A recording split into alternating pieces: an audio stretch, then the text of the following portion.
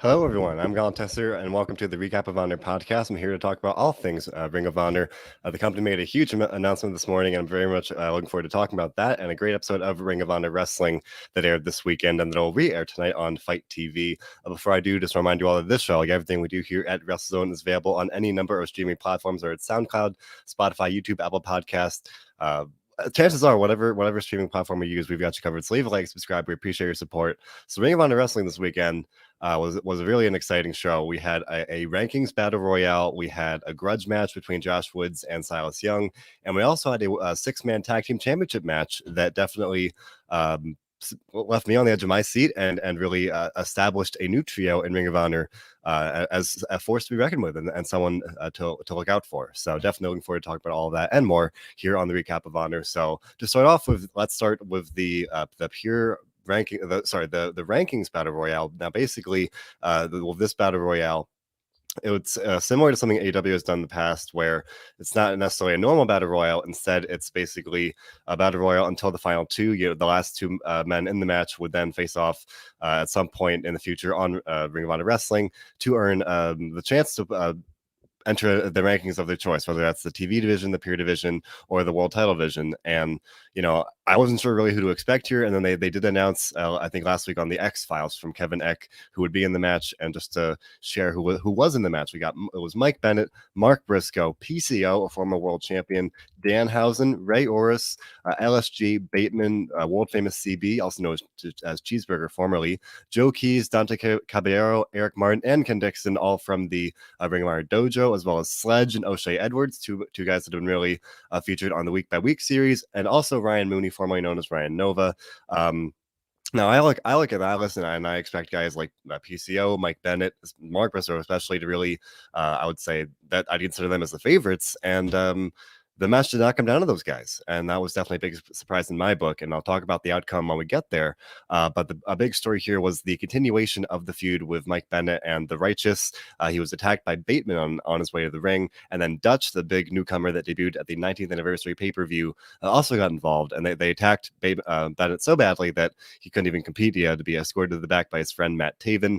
And that cast him out over next week's tag team championship match. We'll talk about that a little later in the show. But so that removed Mike Bennett and Bateman both from the match, where Bennett was removed for an injury reason and Bateman was removed for an injury reason. A nice way to kind of have both guys in this match without officially losing, if that makes sense.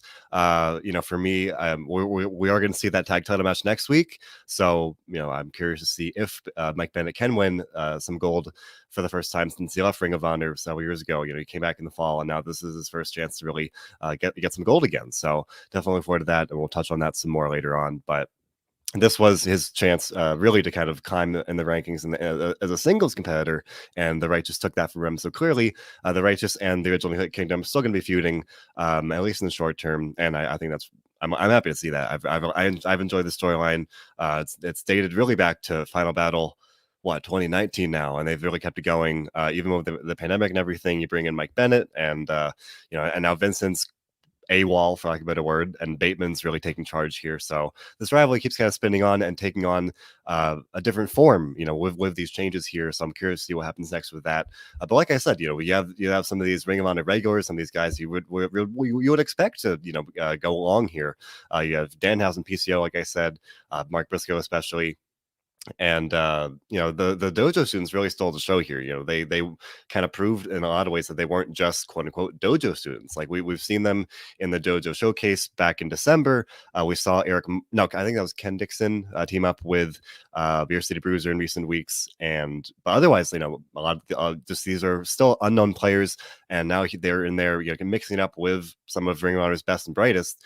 And this is a great way, I'll say, to really kind of establish these guys, Caballero, Keys, Dixon, Martin, as legitimate contenders. And I think that's also true for Ryan Mooney, who, even though he's been around for a while, this was his first match, I think, on Ring of Honor television, like the main series, the weekly show. He was on week by week in a match with Brian Johnson, but this was his real return in that sense. So him as well, he looked pretty good in his, I guess, official return to action, for lack of a better word. Excuse me.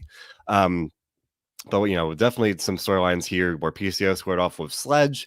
Trying to establish Sledge, a guy that has been looking pretty good on the week by week series. Establish him as a powerhouse. He squared off PCO. They traded strikes. And he looked good. I thought I was impressed by him. Danhausen, Danhausen's gold. He put on he was eliminated at one point, and then he put on El Generico's mask and re-entered the match. I thought that was a pretty fun moment. Last week, Ring of Honor posted a video where Danhausen kind of recruited PCO to officially team up. If you remember, Danhausen introduced PCO last week on Ring of Honor Wrestling as Brian Johnson's opponent. So it looks like we are getting potentially a team up there. But in this match, it was every man for himself. So, of course, PCO is going to toss him over the rope like anybody else. But I am curious to see what happens with that team, because I think that's a fun pairing of two very dynamic and unique personalities. So I was happy to see them in this match as well. Mark Briscoe, was a chance for him to kind of shine on his own. We've talked about it before here on this show, but Jay Briscoe is usually the solo competitor. Mark Briscoe still in many ways viewed as the tag team guy of the two, and he was out there brawling with everybody. He was trading strikes PCO, just out there doing his best to win this match. Unfortunately, he did not. Really, in the end, it came down to Sledge, PCO, Joe Keys, and LSG, surprisingly. And again, as I said, I would expect of those guys PCO to really be at least one of the guys in the finals based on how this match unfolded. Instead, PCO kind of he overpowered Sledge and tossed him over the ropes, and then Joe Keys and LSG, they teamed up and threw him over the ropes to win this match. So Joe Keys and LSG will face off on a future episode of Ring of Honor Wrestling, and the winner of that match will enter the rankings of their choice. Keys has unsuccessfully challenged Jonathan Gresham for the pure title, so he might opt to choose the TV division, or maybe even the world title division instead. LSG, I could see easily entering the TV division or the pure division as well. But LSG has kind of really been featured pretty prominently since the Ring of Honor restart in the fall. So I think he would really be a worthwhile contender in really any division, and I'm curious to see what happens next with him as well. This match was a nice way to really get all these guys on the show this week. We've talked about it here before, but when you have this one weekly show along with week by week, this is your chance to really be in front of the fans, at least on a screen, and to really kind of show your stuff. And I think everyone in this match really got the chance to do that, and looked better for it. Some of these guys haven't been on the show in weeks, if not really months, but like I said, a guy like Ryan Mooney, and so I like this a lot. This is a great way just to show a pretty vast spectrum of Ring of Honor's talented roster. So I definitely enjoyed this. This is a fun way to open the show, and hopefully we'll get that match between Joe Keys and LSG soon to see which rankings they will enter, and then we'll go from there, of course. Now, other than that, we had a 6-man tag team championship match between Shane Taylor Promotions and Primal Fear. I talked about this last week. They announced this match, and I'll admit it, I am not very familiar with Primal Fear. I know they've been picking up some wins on week by week. I did some research. They've been teaming together since 2016. I think they came from the Monster Factory, a very renowned training facility here in my own home state of New Jersey. So, at least on paper, I was like, all right, this sounds like a pretty good trio here. And Shane Taylor Promotions, they said in a pre-match promo that they want to give opportunities to people that may not get them otherwise. So naturally give Primal Fear that shot. In a brief pre-match message, we saw Primal Fear basically say they're hungry dogs. They want this opportunity, and they're going to capitalize, and they won't be satisfied until they win the gold. I definitely got some very early Shield vibes for WWE fans in terms of when I was watching Primal Fear here. Nothing really specifically, not as if there's a specific comparison with any of the members, just more of the way that they functioned like a pack of wolves in a lot of ways, like that very gritty, they were a pretty imposing trio there, and I think they look pretty darn good against Shane Taylor and the Soldiers of Savagery, guys that have been in there with the Briscoes, they've been in there with the Foundation, with some of Ring of Honor's very best for months now. And Shane Taylor looked the most vulnerable he has in quite a while. This guy, the self-proclaimed baddest champion in Ring of Honor, he was getting kicked, and they're ganging up on him. And a couple points, it did look like we might get a big upset here. And those Shane Taylor Promotions won with the Soldiers of Savagery pinning It was hard to I'll admit it was a little hard to tell the members apart because this was my first time seeing them live. But the Soldiers of Savagery picked up the win, and that was a nice way to show that they are worthwhile members of Shane Taylor Promotions. That Shane Taylor doesn't have to do all the work, and sometimes it feels like as having a world title contender in your trio, you can kind of expect him to be the one getting the wins there.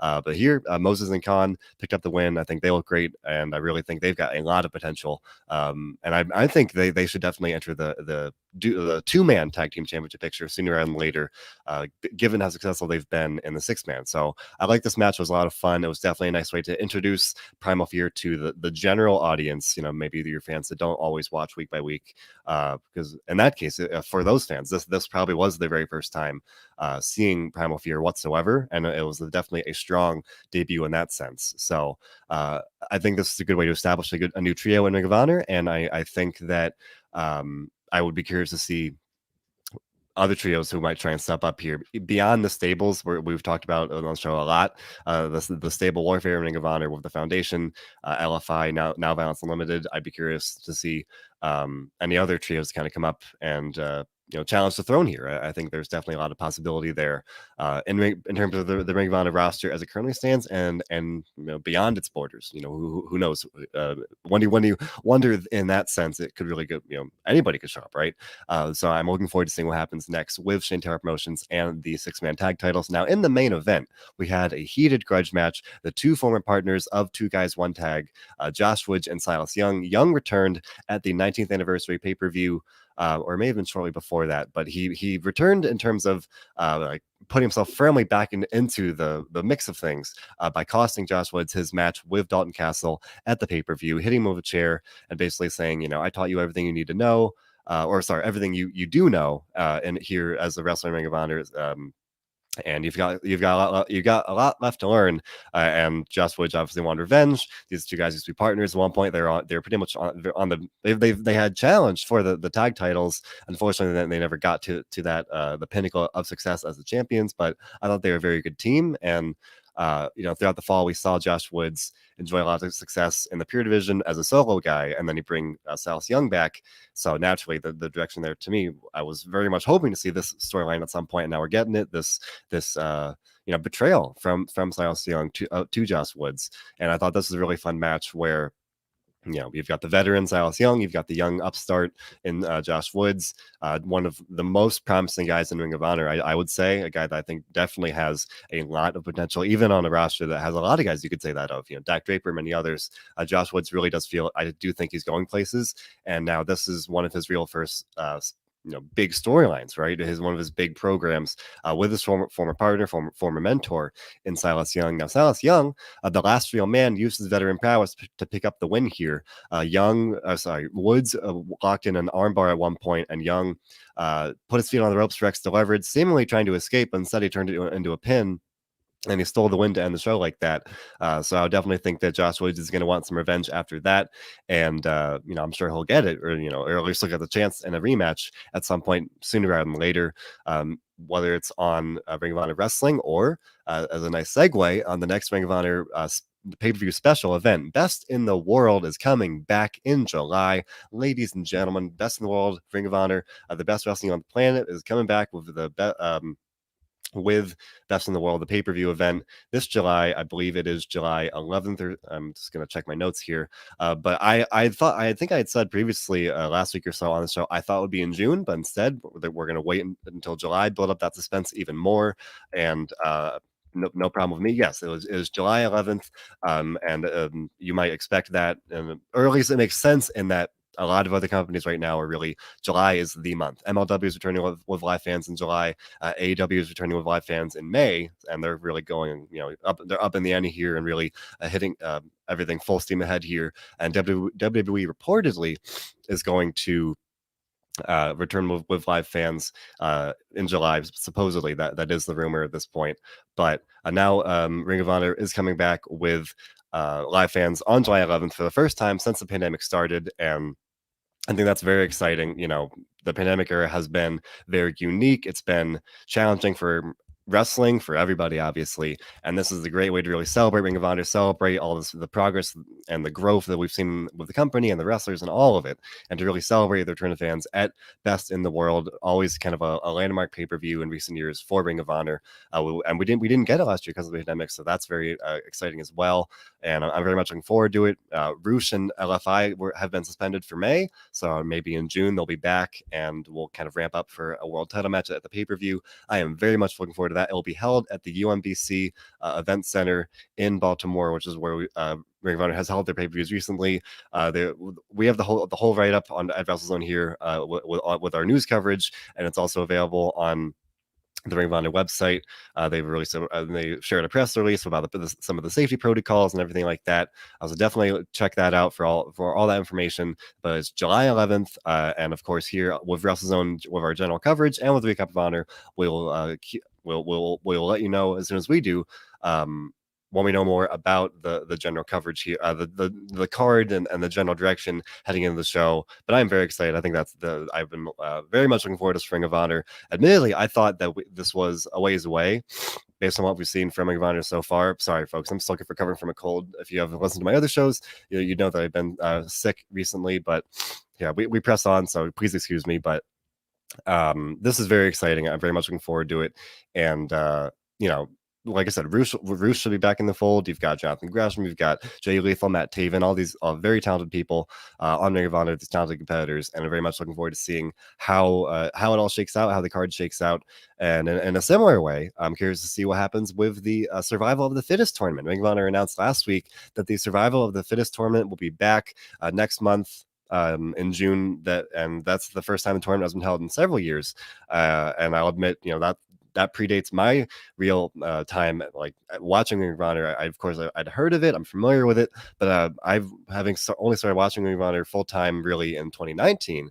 The last one having been held in 2018, I haven't really seen it, but I do know past winners include Bryan Danielson, Daniel Bryan, Tyler Black, Seth Rollins, Jay Lethal, and Adam Cole. So this is a big deal, especially because the winner of the match will receive a feature shot at the Ring of Honor World Championship. So I'm very much looking forward to that. In the latest edition of the XFiles, Kevin Eck writes that this tournament won a poll in terms of what fans wanted to see return to Ring of Honor, things from the past that fans want to see brought back. So clearly the interest is there and fans want to see this. I'm a sucker for tournaments. I think they're a lot of fun, and when it's the best wrestling on the planet, I think that that is very much a winning recipe. So I'm looking forward to seeing that. That'll be a nice way to kind of carry us out through June here, leading into the Best in the World pay-per-view. So I think that'll very much be a lot of fun to cover, to watch, to talk about here on this show, and just in general at WrestleZone. So make sure to stay tuned for that as well, because I think that will just be a very fun tournament to see how that unfolds, as just in a general sense.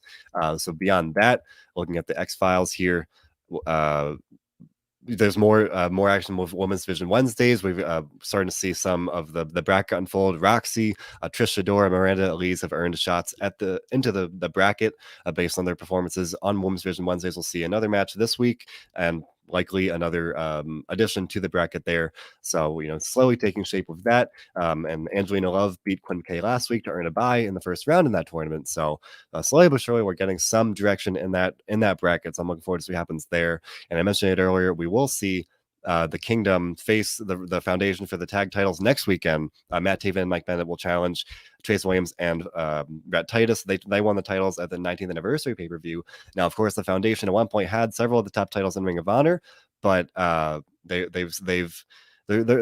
grip on Ring of Honor is slipping. They lost the TV title recently. They unsuccessfully challenged for the world title, so now they're down to the Pure Championship and the Tag Team Championship. So I think this could be a pretty darn opportune time for the OGK to pull off a big upset here, and it would not even necessarily be an upset. They're the more established team, that having that history, having that connection with each other, whereas the Foundation is relatively, I should say, comparatively a newer stable, a newer alliance compared to the OGK and Bennett and Taven there. So I would not put it past OGK putting off the upset there and winning that match. I think that's very exciting to think about.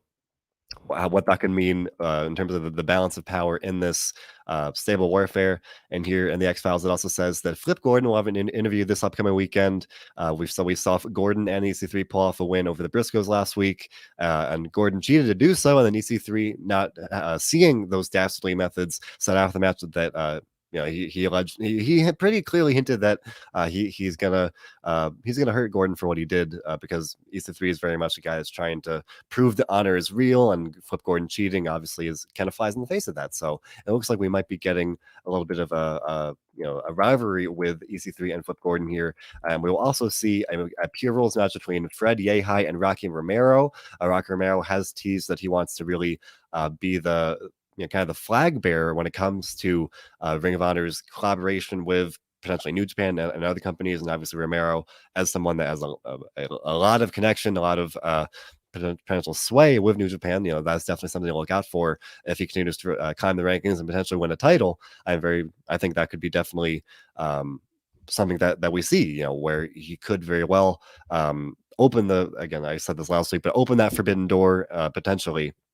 I think that'd be a very fun thing to see how that might unfold going forward. So I'm looking forward to that. I'm looking forward to the tag title match, and whatever Flip Gordon has to say, I'm sure it will be explosive as always. So there's a lot of fun stuff in Ring of Honor now, and not even just fun. There's a lot of interesting stuff going on. We have the return of fans. The pandemic era has been really special, challenging. As I said earlier, we've seen these pure rules matches that have really been kind of built for this empty arena style. But now we're getting fans back, and that's going to add even more energy, even more passion, excitement. Just as I don't think it's crazy to say, wrestling is at its best really when you have a live crowd. So Ring of Honor has been putting on such a great show pretty much every single week for, I'll say, it's especially since they returned in the fall. So now I think that could get even better once we get fans back, and assuming that that's a return to normalcy. I don't know the exact details yet. Of course, I'll keep you all apprised as I learn more as the information comes out. But if we get some return of normalcy with fans being here regularly, I think that could be very exciting in terms of having that energy, having that passion, and the Ring of Honor fans, such a big part of Ring of Honor, having them back. I think that'll be a very good thing for everyone involved. So I'm looking forward to that. I'm looking forward to next week's show of Ring of Honor Wrestling. I thought this week's episode was a very solid one. I enjoyed it a lot with the Battle Royale, Woods and Young, and the tag title match. So I would expect next week's match to be just as good, if not better. So I said every week, but Ring of Honor is rolling, and now we've got the return of fans to look forward to, and the return of Survival of the Fittest. So there's a lot of stuff to look forward to, a lot of stuff to be excited about in the world of Ring of Honor. So it's a great time to be a Ring of Honor fan and a wrestling fan. So it's all in the upswing. It's all good stuff. All very exciting things here on the recap of Honor. So this show, like everything we do here at WrestleZone, is available on any number of streaming platforms, or it's SoundCloud, Spotify, YouTube, Apple Podcasts, whatever it may be. We've got you covered. I do the Raw post show of John Clark. John and I also cover NXT on Tuesdays. The Dynamite dudes of Attitude cover NXT on Wednesdays. Or sorry, AEW. They cover AEW. My mind was still on the AEW NXT Wednesday Night War there, but that's no longer a thing, thankfully. And the Dynamite dudes of Attitude, Marcus and Dominic, also do WCW written, so make sure to tune in for that. That's a lot of fun for your fantasy booking needs. And Robert D. Fleece and I also do the SmackDown episode on Fridays. We've constantly got a great stream of venues coming at you guys. I'm interviewing. I can at least tease. I'll be interviewing one member of the Women's Championship Tournament this week. I will not reveal who yet, but definitely keep an eye out for that one. That'll be up here on WrestleZone soon. Just keep your eyes peeled and subscribe to the feed. Like I said, wherever whether it's SoundCloud, Spotify, whatever it may be, keep an eye out, subscribe. We appreciate your support. Thank you for listening. Thank you for your support. And remember one thing above all others, and that we do here at WrestleZone, and that is to enjoy wrestling. Thanks for listening, everybody.